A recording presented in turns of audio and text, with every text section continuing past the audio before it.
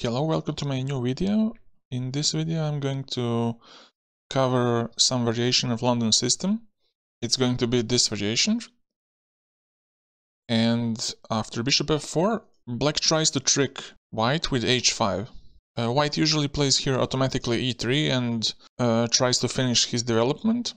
When I was checking this h5 move on Chess, I saw that black scores 50% after h5. White usually goes here for e3, which loses the piece on spot.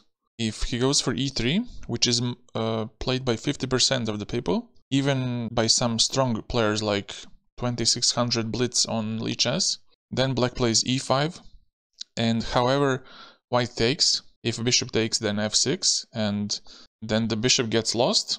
If you go to f4, then just g5 and h4, and you just lose the bishop. So probably here the best is to go bishop e2 to take on h5, but still the position is still complex. King is in the center and white might even be able to punish if black is imprecise, but I would not recommend doing that.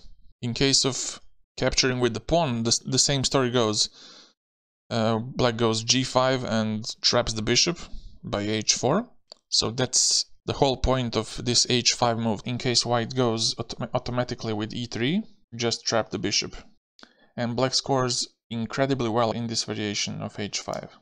But to avoid all this, white should just continue playing normally knight f3.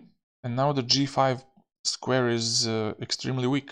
You can also continue playing in the London system style with e3, bishop d3, knight d2, with the difference of having g5 square weak. But for example, if black continues playing like bishop f5, you can continue with e3, bishop d3, and so on, having a normal London system. But you can also consider something like c4 here. The h5 is actually a loss of time. Black is slightly lagging in development, and you might use now this bishop on f5 to target b7.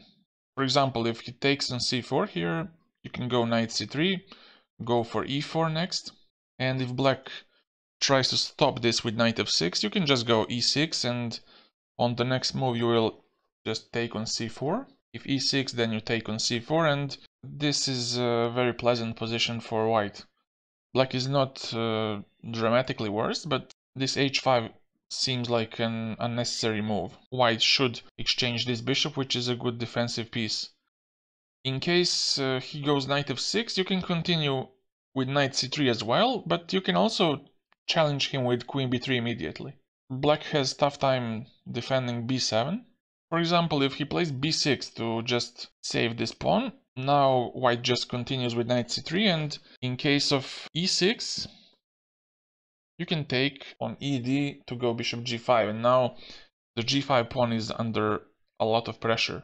So what to do as black here? You can go c6, but now e4 is very nice.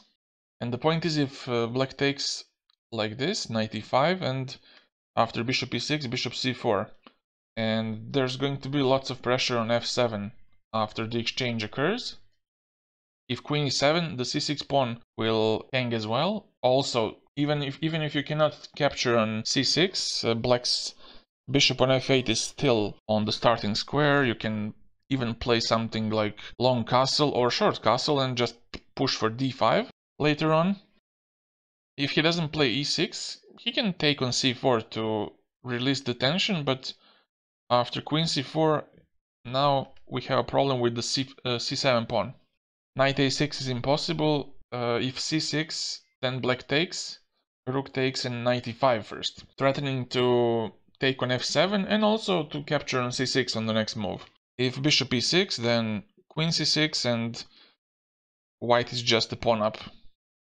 So after queen b3, black can try to gambit this pawn by playing knight c6, but after queen b7, there's no good way to continue this, because the c7 pawn is also hanging, and the only way to somehow complicate the matters, I think, is knight b4, heading towards c2, but then you can take, and after e5, which was the whole point, white can play c5, and after ef to go e4.